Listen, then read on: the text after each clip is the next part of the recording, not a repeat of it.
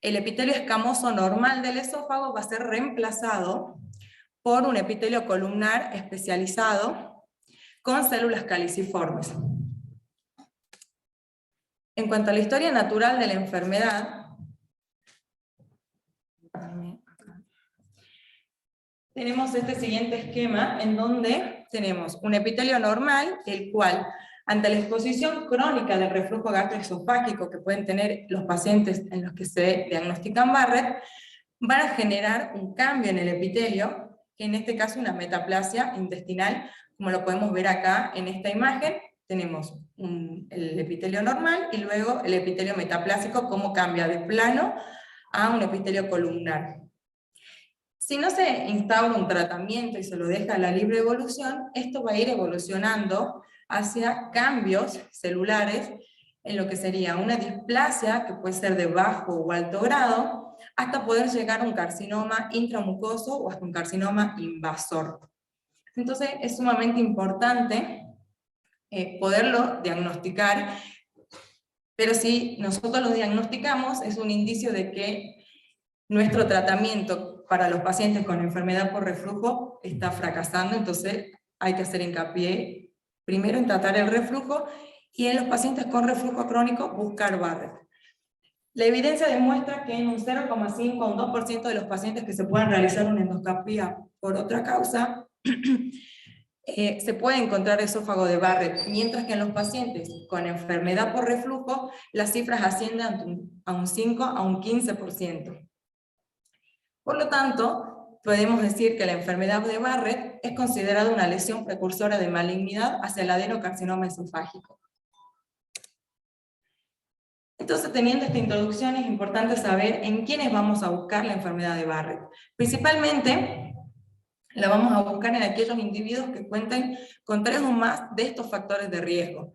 Pacientes con enfermedad por reflujo gastroesofágico crónico, es decir, aquellos pacientes que llevan más de 5 años de evolución de la enfermedad, con un control regular de los síntomas, pacientes mayores de 50 años, predominantemente del sexo masculino. Un error ahí. De la raza blanca, pacientes que tengan hernia hiatal, pacientes a los que estén considerados como tabaquistas o que tengan una obesidad central, pacientes diabéticos de tipo 2 y por sobre todo aquellos antecedentes familiares, pacientes que tengan antecedentes familiares de esófago de Barrett o ya de cáncer esofágico.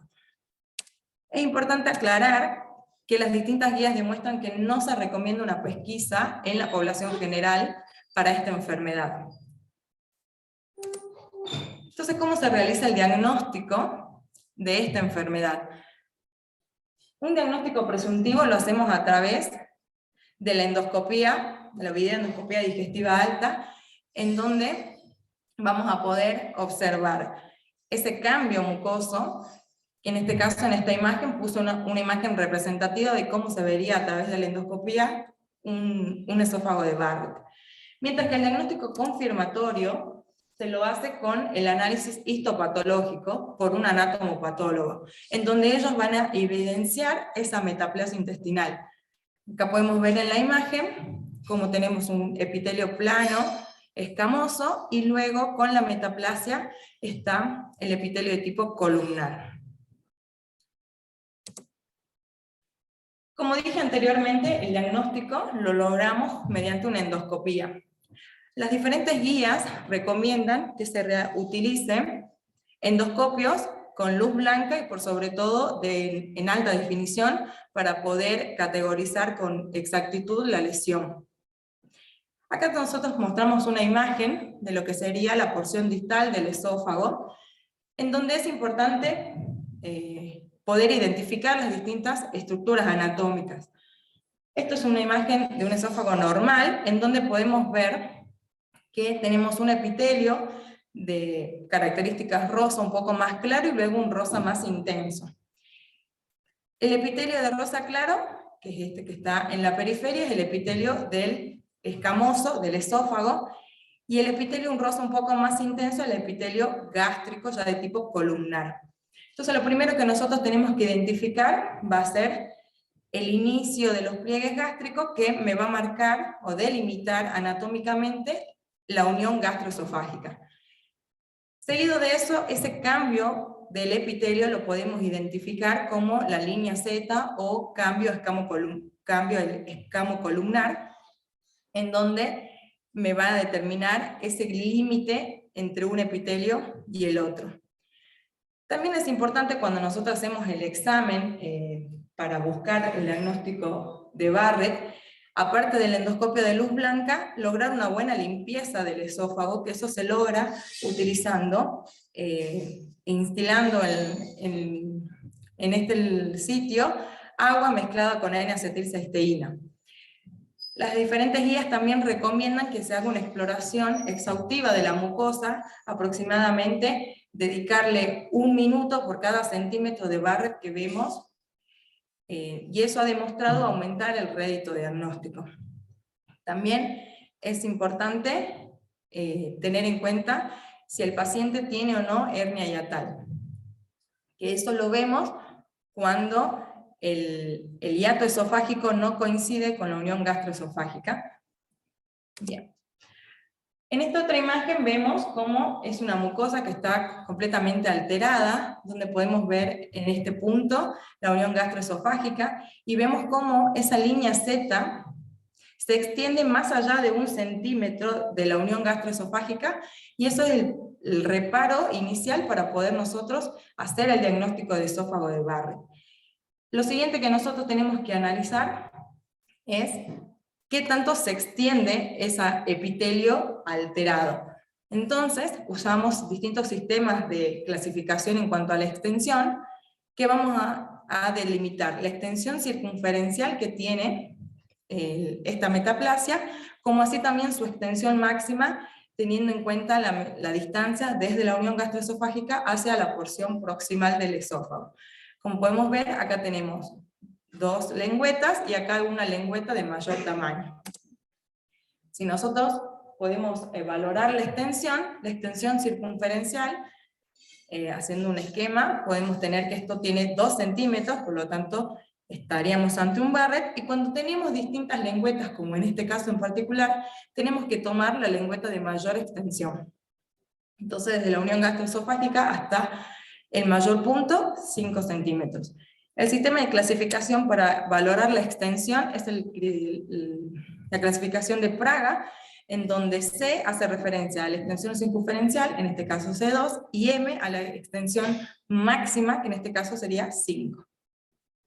Y eso es lo que nos va a permitir, digamos, una estandarización entre distintos endoscopistas para poder saber el grado de extensión de la lesión, por si en este caso este paciente después es atendido en otro lugar, para que el endoscopista y a la vez los gastroenterólogos sepamos el grado, vuelvo a repetir, de extensión de la lesión.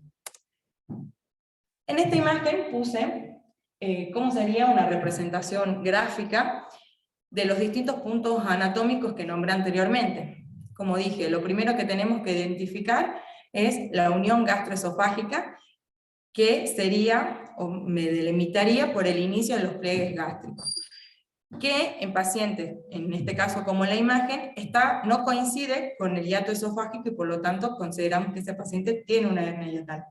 En el caso de que esta unión coincida con el hiato, el paciente no tiene una hernia.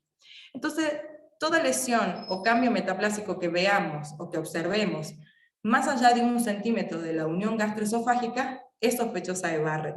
En este caso, en la imagen, tenemos que se extiende circunferencialmente por hacia 4 centímetros y la extensión máxima es hasta 7.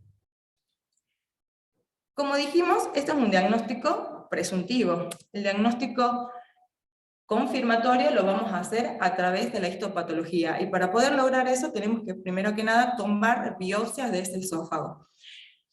Esto se logra a través del protocolo de Seattle, que consiste en tomar biopsias aleatorias de los 4 cuadrantes del esófago, a partir, o desde 2 centímetros desde la unión gastroesofágica hacia 2 centímetros proximal a todo el segmento de Barrett de extensión circunferencial, y 1 centímetro de las lengüetas, o sea, la extensión máxima. Eso, obviamente, ha mostrado tener un un mayor rédito diagnóstico. Sin embargo, tenemos que tener en cuenta que en muchos casos la displasia o a veces las lesiones cancerígenas tienen una distribución difusa y muchas veces podemos tomar biopsias de un sitio en donde no está precisamente la displasia, entonces podemos en este caso llevar a errores diagnósticos. Acá en la siguiente diapositiva muestro diferentes imágenes de cómo se verían endoscópicamente lesiones por esófago de Barrett, siendo por ejemplo la imagen E un esófago de Barrett bien extenso. Otro punto importante que también tenemos que tener en cuenta mientras realizamos la inspección de esa mucosa es tener en cuenta si aparecen lesiones sobreelevadas o deprimidas. En este caso, como podemos ver acá, esta imagen se observa un cambio totalmente metaplásico y a la vez una imagen sobreelevada, que en la descripción que se realiza el informe de endoscopía lo vamos a establecer de acuerdo a la clasificación de Paris, de acuerdo a las características que tenga esa lesión. En pediculado o sésiles, o si está plano elevada, está al mismo nivel de la mucosa, o si está deprimida o excavada. Como nombré hace rato, o anteriormente, perdón, dijimos que las displasias a veces se localizan en un lugar en donde justo nosotros no tomamos la biopsia y por lo tanto podríamos pasar por alto una lesión maligna. Por eso las distintas expertos, incluso las que realizaron las diferentes guías, han empezado a implementar el uso de la cromoendoscopía para lograr un mayor rédito diagnóstico. En este caso tenemos dos tipos de cromoendoscopía. En la que describo primeramente es una endoscopía vital, que consiste por el uso de distintos colorantes, como ser el índigo carmín, el ácido acético y el azul de metileno, lograr teñir la mucosa, y principalmente lo que se va a teñir la mucosa es aquel epitelio que sea diferente. De esa manera vamos a lograr localizar con mayor exactitud las lesiones con sospecha de displasia o de transformación maligna, y por medio de esto lograr tomar una biopsia dirigida, aparte de las que usamos en el protocolo de Seattle. El otro método que tenemos es la cromoendoscopía digital, cuyo fundamento se basa en el uso de distintos filtros de luz, que lo que va a hacer es poner en evidencia la mucosa a nivel superficial, y va a poder determinar con mayor detalle el patrón mucoso de esa mucosa, como así también el patrón vascular. Eso va a depender, o los distintos tipos de cromoendoscopía digital, van a depender de las distintas marcas de los endoscopios. En este caso puse una imagen donde podemos ver los diferentes tipos de filtros, BLI, NBI, FAIS o iScan, en donde en la primera imagen es una imagen normal observada por luz blanca, y luego cuando se activa la cromoendoscopía digital a través de un botón que está en el mando del endoscopio, me filtra la luz, permitiendo ver a la mucosa de un aspecto azulado y pudiendo identificar los sitios donde tiene la displasia, y por lo tanto va a ser allí donde vamos a tomar las biopsias. También tenemos que tener en cuenta que muchos de los equipos nuevos endoscópicos tienen un poder de magnificación. Eso significa que podemos hacerle un zoom a la lesión y poder ver en mayor detalle las características de esa mucosa. Entonces, de esos lugares vamos a tomar las biopsias para poder mandar a anatomía patológica a estudiar. Esta es otra imagen donde podemos ver cómo sería un epitelio de características normales y cómo sería un epitelio de características irregulares con sospecha de displasia o adenocarcinoma. Un nuevo método que aún está en estudio es el uso de la citoesponja, factor del trébol 3, que es considerado un método no endoscópico, que en las líneas de investigación se están para utilizarlo en el ámbito de atención primaria, realizado por médicos generalistas o también especialistas. Y básicamente este nuevo dispositivo combina el uso de la citología con la inmunomarcación, Como podemos ver acá, se trata de una cápsula de tamaño pequeño, de 2 centímetros, cubierta de una cubierta que luego se va a desintegrar, en cuyo interior tiene una esponja de polietileno y tiene atado a ella un hilo. Esta esponja consiste en el paciente tragarla, y una vez cuando esté en contacto con el ácido gástrico, esta cápsula se desintegra y sale la citoesponja a la luz. Lo que hace posteriormente esta esponja, con la ayuda del personal de enfermería o nosotros mismos, los médicos, vamos a hacer traccionarla, y de esa manera lo que va a hacer esta esponja es, a través de un mecanismo de arrastre, lograr capturar la mayor cantidad de células de la unión gastroesofágica hacia proximal, o sea, por toda la mucosa esofágica. ¿Eso qué me va a permitir? Poder hacer un análisis citológico de esas células, y por lo tanto poder determinar luego con la inmunomarcación la presencia de las células caliciformes. Como podemos ver acá, en un estudio publicado en la revista Lancet, en este estudio lo que hicieron justamente, realizado en Inglaterra, tuvieron 2 grupos de estudio. Por un lado, los pacientes que asisten al consultorio con síntomas de reflujo, a los que se les recomienda realizar una endoscopía como el control habitual que tenemos actualmente, y al otro grupo, que fue el grupo de intervención, lo que lograron, o les ofrecieron en este caso a esos pacientes, fue, antes de someterse a la endoscopía, poder realizarse la prueba con la citoesponja. En este caso, en este grupo de intervención, los pacientes que accedieron a realizarse la citoesponja, cuando el resultado es positivo para esa inmunomarcación, a esos pacientes recién ahí se los somete a una videoendoscopía, para poder buscar de esa manera el Barrett.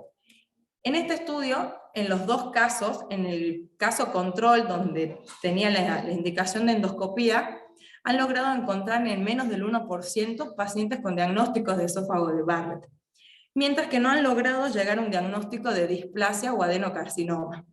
Diferente del estudio de intervención, en donde han logrado encontrar en un 2% pacientes con diagnóstico de esófago de Barrett, de los cuales 9 pacientes han logrado encontrar displasia o adenocarcinoma. Por lo tanto, después de la revisión de este estudio, han logrado que la citoesponja tiene una sensibilidad del 80% y una especificidad del 90% para poder detectar esófago de Barrett como un método previo no endoscópico. Pero también los investigadores han empezado a utilizar esta citoesponja, como en el caso en este otro trabajo, buscando lesiones de Barrett residual o recurrente en aquellos pacientes en los que se diagnosticó Barrett y fueron sometidos a un tratamiento por radioterapia ablativa, que es uno de los tratamientos que tenemos, y en este caso se ha logrado identificar en un aproximadamente 13% presencia de displasia, de Barrett residual o recurrente, con una especificidad y sensibilidad del 74 y del 85%. Entonces plantea realmente el uso de la citoesponja para usarlo a gran escala como método de screening. Pero sin embargo tenemos que tener en cuenta que eso aún está en etapas de ensayos clínicos. Entonces, volviendo un poco a lo que nosotros vinimos a hablar, principalmente el manejo del esófago de Barrett, es un paciente que ya se le realizó la endoscopía, ya le realizamos la biopsia y nos viene al consultorio con ese resultado anatomopatológico. En este caso acá hay las guías proponen las series de algoritmos de acuerdo a al tipo de lesión que vamos a obtener, la conducta a seguir. Siempre teniendo en cuenta que son pacientes que una vez que se diagnosticó el Barrett van a necesitar una vigilancia endoscópica periódica y de por vida. En este caso, si ese estudio me dice que hay un Barrett sin displasia, el seguimiento va a depender de la extensión que tenga ese Barrett en ese paciente. Si la extensión fue de menos de 3 centímetros, el control endoscópico debería ser cada 5 años. Diferente si es mayor o igual a 3 centímetros, el control endoscópico debería ser en un intervalo de tiempo más corto, o sea, cada 3 años.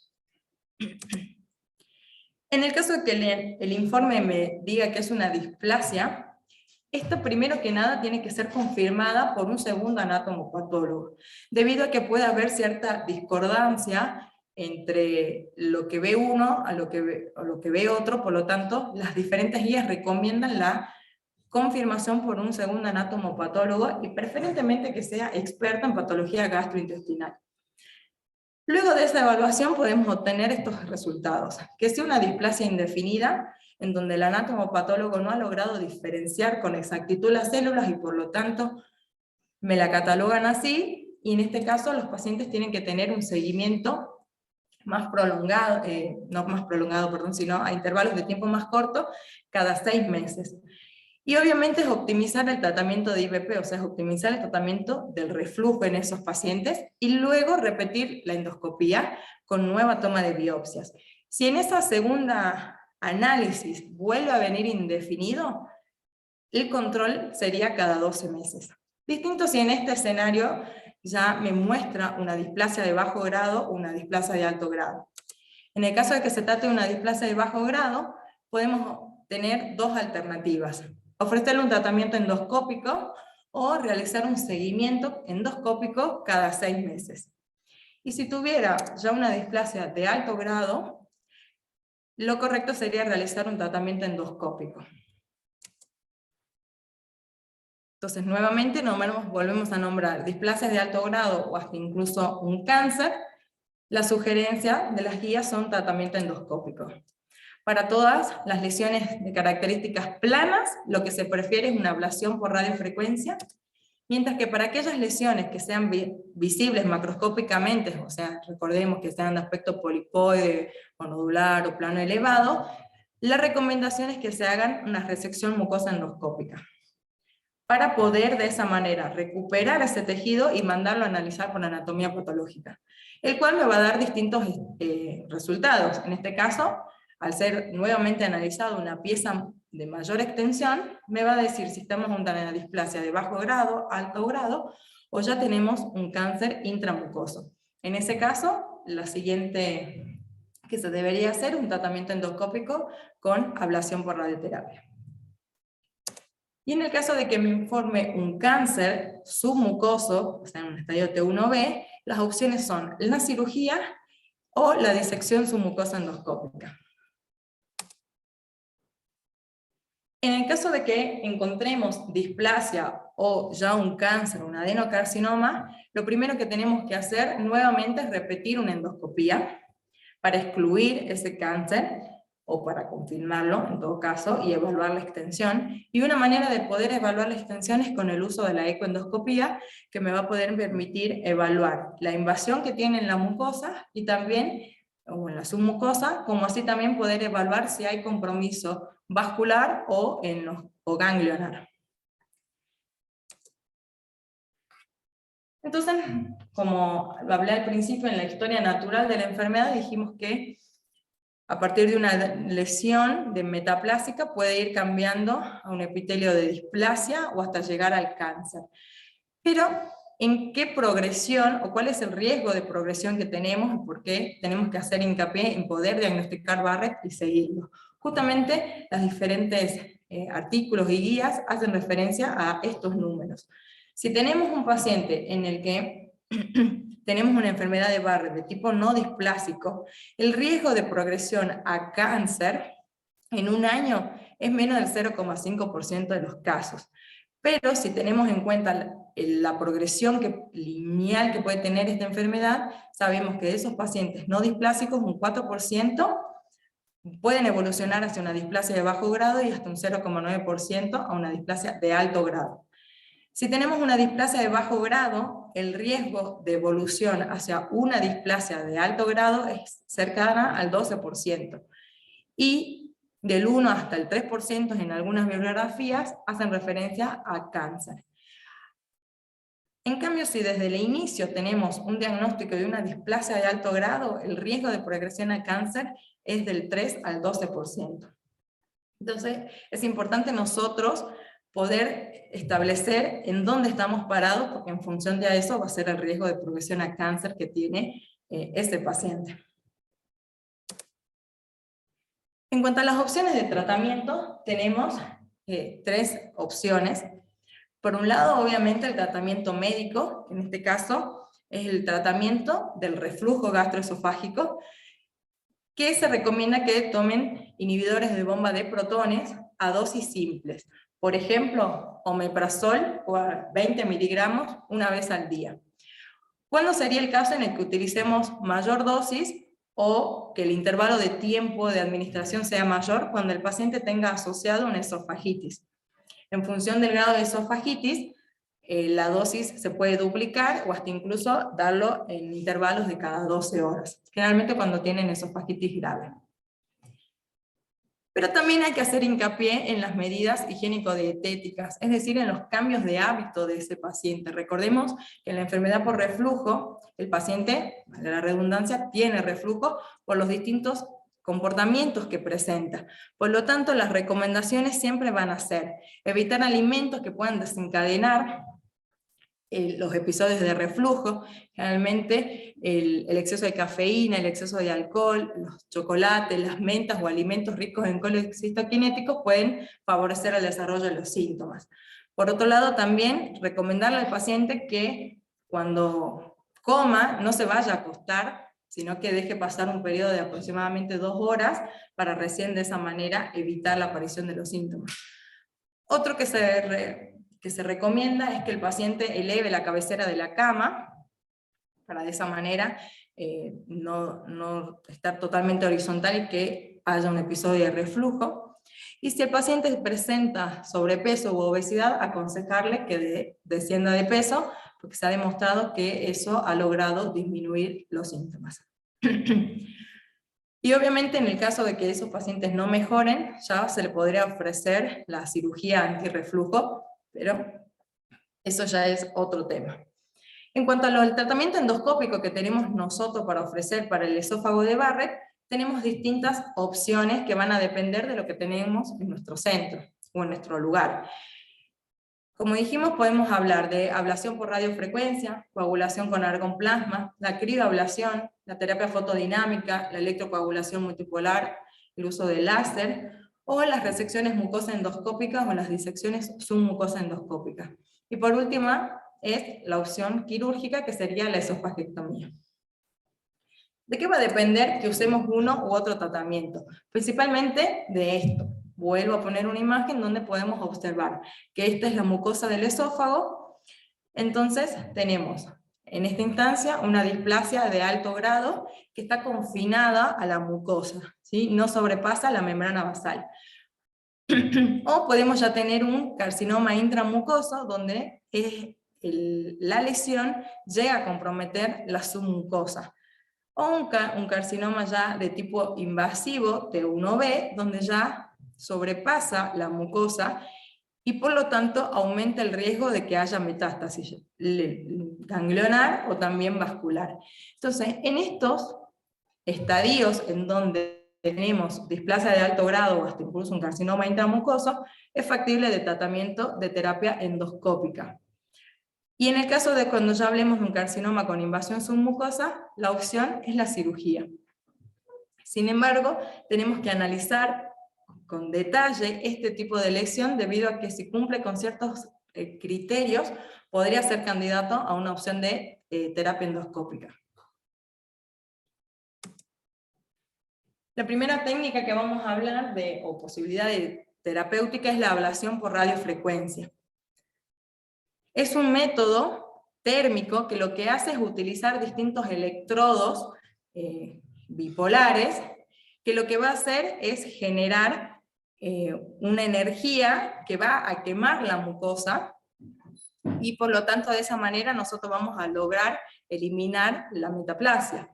Dependiendo la extensión que tenga la lesión, podemos utilizar distintos dispositivos. Un dispositivo con un balón de 360 grados, llamado halo, en donde tiene este dispositivo dorado, es lo que va a transmitir la corriente. O si la lesión es más bien focal, podemos utilizar estos dos dispositivos que son de 90 grados, mucho más pequeños. Lo que va a hacer, como nombré hace rato, es quemar la mucosa, y por lo tanto ese epitelio se va a reepitelizar y volver a quedar un epitelio no escamoso, Y obviamente después es importante hacer el seguimiento de estos casos. El paciente después de esta sesión de ablación tiene que recibir terapia con IVP y el próximo control endoscópico sería a los 3 meses. ¿En qué situaciones vamos a utilizar la ablación por radiofrecuencia? En el caso de un esófago de Barrett con displasia. Si recuerdan el algoritmo, dijimos en los pacientes que ya tengan una displasia de alto grado o un carcinoma, es el tratamiento de elección. Pero también dijimos que en los casos de displasia de bajo grado se lo podría utilizar, o también el paciente podría haber ido a un tratamiento de vigilancia endoscópica. Y acá quiero hacer mención de este artículo, en donde lo que hicieron los investigadores es poder comparar, ¿sí?, el paciente que se sometió con displasia de bajo grado, se ha sometido a un tratamiento por radiofrecuencia, comparando con la vigilancia, el riesgo de progresión que se ha encontrado. Y en este artículo lo que me demostró es que hay un aumento en el riesgo de la progresión de displasia de bajo grado hacia displasia de alto grado o adenocarcinoma, fue menor en los que se realizó la terapia ablativa comparado con los de la vigilancia, o sea, 1.7 los que tuvieron terapia ablativa versus 12,6% que solo tuvieron vigilancia. Por lo tanto, en este caso, preferían usar el tratamiento endoscópico. Esto ha demostrado tener la ablación una tasa de erradicación de la enfermedad del 90% cuando tenemos una displasia de bajo grado, cercana al 81% si es de alto grado, y del 77% si estamos ante una metaplasia intestinal. En el caso del argón plasma, es otro método térmico de no contacto, que lo que realiza en este caso es, a través de un dispositivo con emisión de corriente y gas ionizado, particularmente argón, es coagular la mucosa. Obviamente, este dispositivo, las distintas, normalmente llega a quemar hasta 1 milímetro de la mucosa, va a depender de la intensidad a la que se regule el equipo para que descargue la energía, y es importante también cuando el endoscopista esté realizando el procedimiento no pegarse mucho a la mucosa debido a que hay mayor riesgo de quemar en mayor profundidad. Acá podemos ver distintas imágenes de cómo es una mucosa con un Barrett completamente extenso, y lo que hicieron en este caso es delimitar las lesiones y las fueron quemando por secciones. Normalmente un paciente, para lograr una erradicación, dependiendo de la extensión que tenga ese Barrett, se pueden llegar a hacer 2 hasta incluso 6 o más sesiones de argón plasma para lograr la erradicación completa. Entonces la indicación sería para displasias de bajo grado, y de acuerdo, como nombré hace rato, el tipo de la potencia con la que se utiliza el aparato, y en función, en este caso, en este artículo podemos ver, realizado por Bronskas, ellos utilizaron el argón plasma en la displasia de bajo grado y vieron que a alta potencia, utilizando dosis de IVP, en este caso omeprazol, administrada 3 veces al día, se logró una erradicación del 78% de la metaplasia, comparado con la misma potencia, pero a dosis de IVP 1 vez al día, 60%, y si la potencia fue más baja, pero con dosis altas, se logra un 74%. Y es importante también destacar que luego de esta terapéutica, en este estudio no han logrado demostrar el desarrollo de displasia de alto grado o adenocarcinoma en el seguimiento. La siguiente opción terapéutica que voy a hablar es la resección mucosa endoscópica. ¿Qué consiste? Básicamente cuando en esta imagen, por ejemplo, delimitamos la lesión, consiste en poderla sacar, o sea, seccionar esa lesión para poder mandarla a analizar por un anatomopatólogo. Básicamente, a grandes rasgos, la técnica consiste en identificamos la lesión y por medio de un inyector hacemos un abón submucoso por debajo de esa lesión con solución fisiológica para poder despegarla de la submucosa, y seguidamente a eso, con el uso de un lazo, un asa caliente, poder seccionarla y dejar, obviamente, en este caso una úlcera en la mucosa, y que realmente comprobamos de que se ha sacado la lesión. En algunas bibliografías utilizan, como en este caso en las imágenes, un capuchón para poder delimitar aún más la lesión, y en otros casos, que eso va a depender de la elección que tenga el endoscopista, van a utilizar, como si fuera un dispositivo, van a usar bandas similar a lo que se hace en el tratamiento de las varices esofágicas. En este caso delimitan la lesión, generan una pequeña succión de la mucosa con la lesión, y disparan la banda, que va a quedar estrangulada esa lesión, y posteriormente a eso la cortan con el lazo, dejando la úlcera en la mucosa. Recordemos que en los pacientes en los que encontramos una neoplasia temprana, es decir, con un carcinoma intramucoso, o para aquellas lesiones polipoideas planas o deprimidas, van a ser la indicación de resección mucosa endoscópica. Con esta técnica se ha logrado una tasa de erradicación del Barrett que va desde un 86 a un 100%, y una tasa de recurrencia, si luego de eso no se realizó una terapia ablativa, del 21%. La otra técnica que quiero hablar es la disección submucosa endoscópica. ¿Qué tiene de diferente con la otra técnica? Es la profundidad en la que vaya a hacer la resección el equipo. En este caso, la técnica consiste primero que nada en identificar la lesión, y seguidamente a eso realizar con electrocauterio límites a unos 2 o a unos 5 milímetros de la lesión, que va a ser más o menos el tamaño de la muestra que vamos a sacar. Posteriormente a eso se realiza una inyección con solución fisiológica, o en algunos casos ácido hialurónico, para poder hacer un abón y lograr elevar la lesión. Seguidamente a esto lo que van a usar es distintos bisturís, que lo que van a ir haciendo es cortando, como ven acá, por debajo de la mucosa, o incluso en este caso de la submucosa, logrando cortar y dejar expuesto la submucosa, y toda esta muestra de tejido mandar a analizar anatomía patológica. Es una técnica avanzada, en donde, por ejemplo, para realizar un tratamiento de este tipo puede llegar a demorar hasta 3 o hasta incluso 4 horas. Obviamente va a depender de la experiencia del endoscopista. La indicación precisa para utilizar este tipo de tratamiento va a ser cuando ese carcinoma tenga una invasión submucosa menor a 500 micrómetros, sea un tumor bien diferenciado y que tengamos ausencia de una invasión linfovascular. Por eso dije, cuando mostramos en la imagen anterior, que de acuerdo, si cumplía estos criterios, podía ser candidato a tratamiento endoscópico. Ha mostrado tener una tasa de erradicación de la enfermedad de mayor al 90%. Ahora, como todo tratamiento endoscópico o intervención que hacemos al paciente en forma invasiva, tiene sus complicaciones.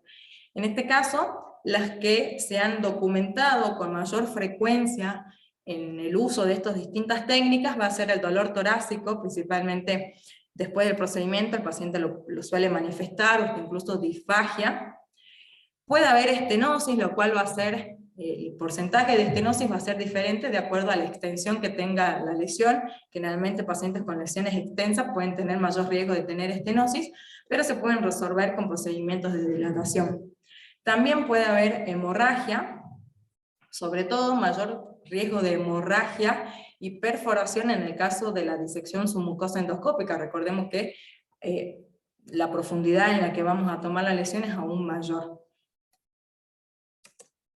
Y la última opción que tenemos del cuadro es el tratamiento quirúrgico, que en este caso va a ser para carcinomas submucosos T1B, o en los que ya, a pesar de que sea un estadio más temprano como un T1A, si ya tiene signos de metástasis, en este caso ya la opción sería quirúrgica. Pero tenemos en cuenta que es un riesgo, que es una operación y que tiene un alto riesgo de mortalidad, en donde no solo tenemos que evaluar el paciente con la lesión, sino también su todo. Recordemos que a veces son pacientes hipertensos, diabéticos, entonces tener en cuenta todo eso. Para ir cerrando, tenemos que tener en cuenta que después de ese procedimiento que le realizamos al paciente hay que hacer una vigilancia post-tratamiento endoscópico, el cual va a depender de lo que venga en la anatomía patológica.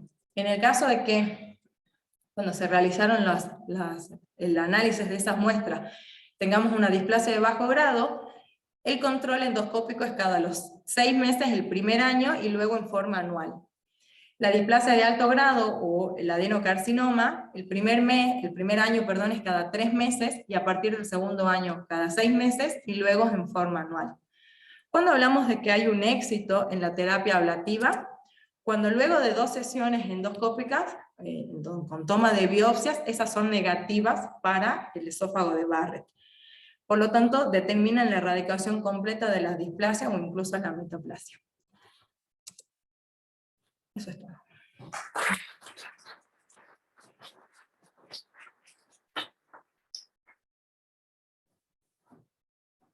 ¿Hay preguntas?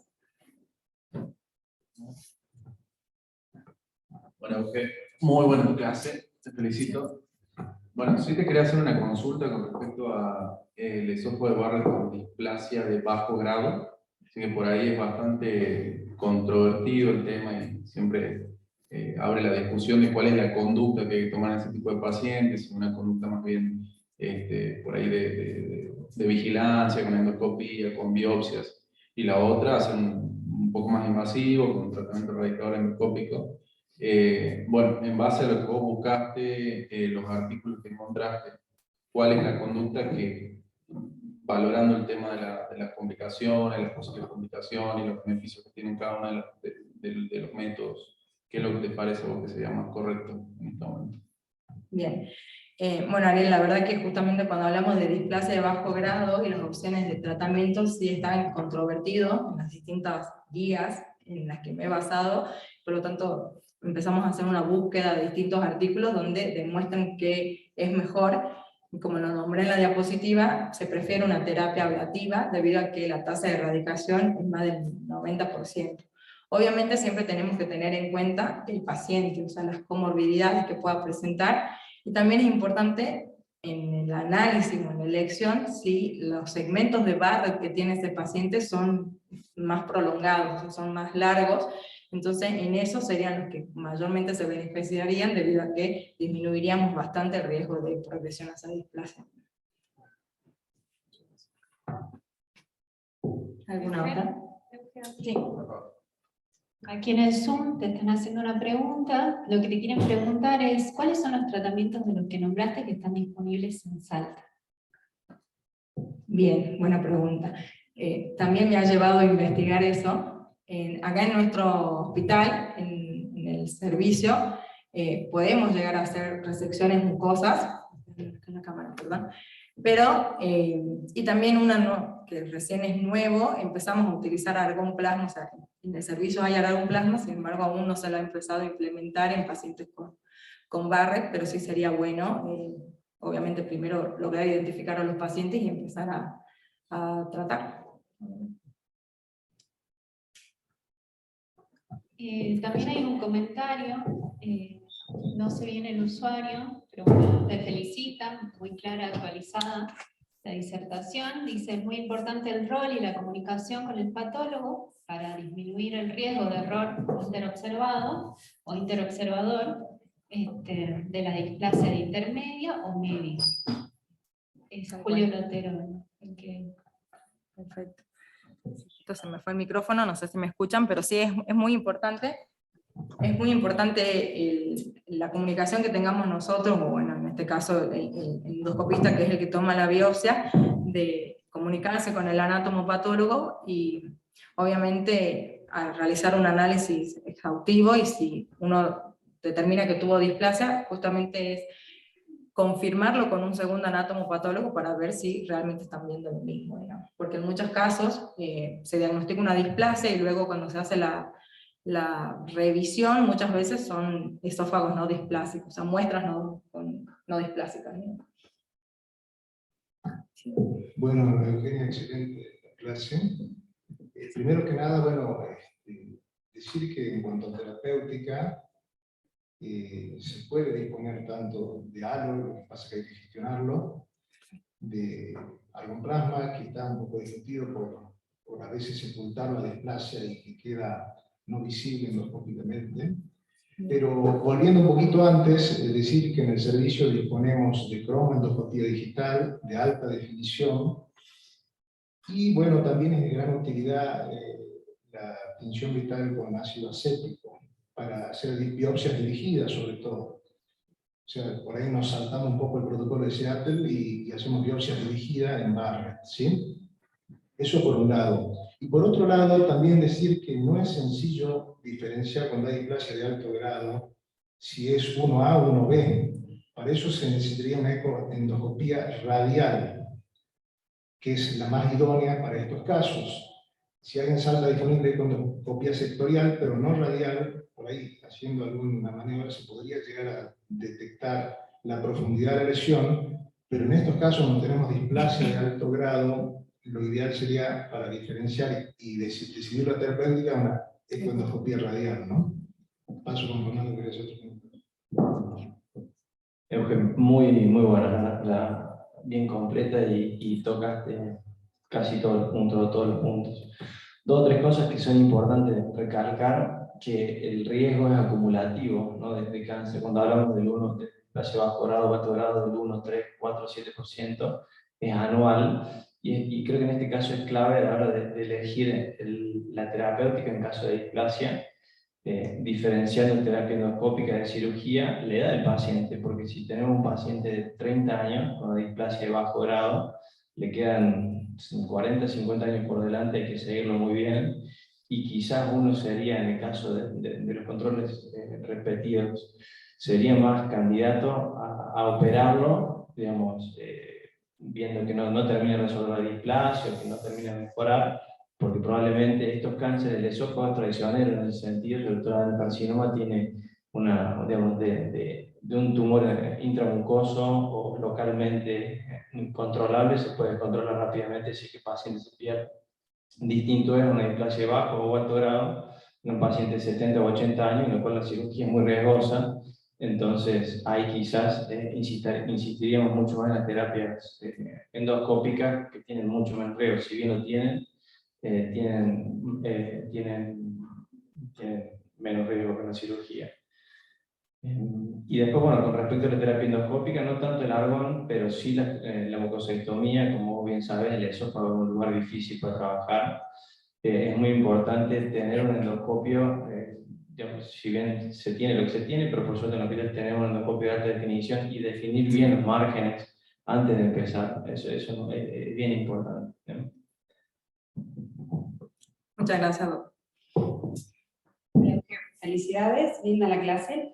Yo, tres cositas puntuales básicas más que nada. El paciente en general consulta por reflujo, ¿sí? Entonces el paciente que tenga alto riesgo, obeso, raza blanca, más de 45 a 50 años, y la pirosis cede, no quiere decir que muchas veces ya no tenga el reflujo, sino que se instaló la metaplasia, ¿sí? Por ahí el Barrett corto no da tantos síntomas como el largo, pero hay que tener en cuenta eso. Cuando el paciente consulta y ya no está con síntomas, igual sospecharlo y pedirle una endoscopía, ¿sí? Y ni te digo cuando está con disfagia, porque obviamente ya está instalado el adenocarcinoma.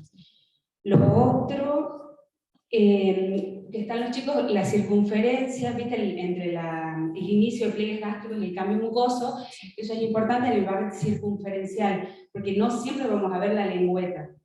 Entonces, saber que siempre tiene que haber 1 centímetro o menos de diferencia entre el inicio de pliegues gástricos y el cambio mucoso, y lo otro es el seguimiento, ¿no? Que por ahí si llegan pacientes con antecedentes por ascensión de Barrett, con sin displasia, lo que sea, y no hubo un control a largo plazo, no hay mucha evidencia en cuanto a suspender el seguimiento, excepto en determinados pacientes ya bien estudiados. Entonces, pedir de nuevo la endoscopía, si hay algo, tomar de nuevo biopsia. O sea, el seguimiento es en general de por vida, excepto en algunos pacientes claros, ¿sí? Eso, gracias. Muchas gracias, Doc.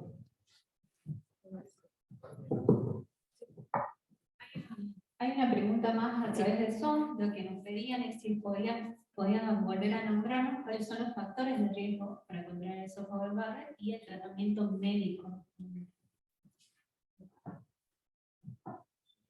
Bien, como bueno, es importante volver a recalcar eso.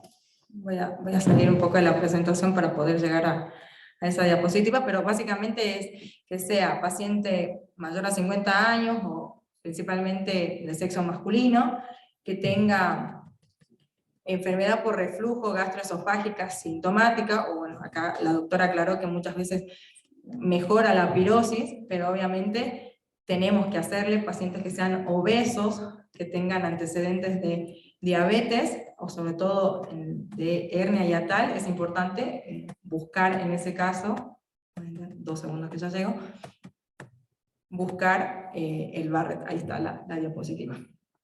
Y bueno, buscarlo con una endoscopía y básicamente para poderlo tratar.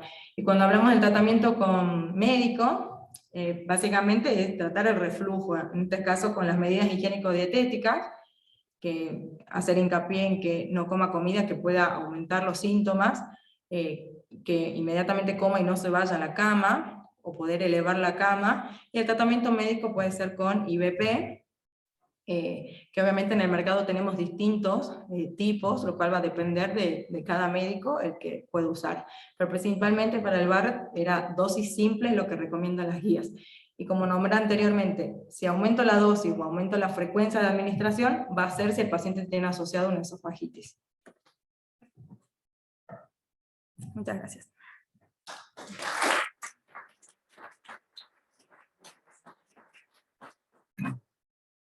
Buenos días. Dos cosas muy rápidas. Primero, agradecer muy especialmente a todos los que vinieron y a todos los que están participando en el Zoom. Lo segundo que quería decir es lo siguiente. Quisiera transmitir un poquito y rápidamente cuáles son los objetivos del curso para que se entiendan ciertas cosas. En primer lugar, el curso está dirigido por la doctora Valdivieso, instructora del servicio, y quien les habla, que es el jefe del servicio de gastroenterología. Somos los dos directos responsables, en primer lugar. En segundo lugar, ¿cuál es el objetivo? Este curso hace más de 15 años que funciona. Este año finalmente van entendiendo cuáles son los objetivos que tiene todo esto. Y buscamos ser lo más positivos posible. Hay chicos de la universidad, hay residentes de distintas especialidades, hay médicos clínicos, hay cirujanos, hay especialistas, y hay que encontrar la forma de englobar todo el sistema para que interesen a todos.